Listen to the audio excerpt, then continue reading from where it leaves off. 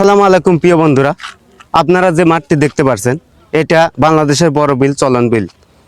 আর এই চলন বিলের এক অংশ পাবনা জেলার চাটমোহর থানা আন্ডেল ইউনিয়নের বেসপাটিয়াতা গ্রামের মাঠ।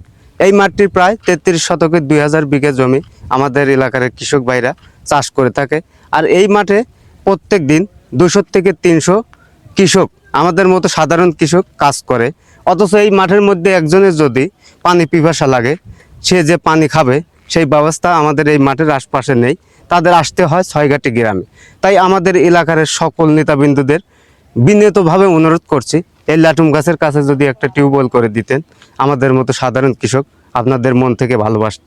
যদি আমাদের মতো কৃষককে মন থেকে ভালোবাসে থাকেন, তাহলে অবশ্যই এই জায়গায় একটা টিউবওয়েল করে দিবেন।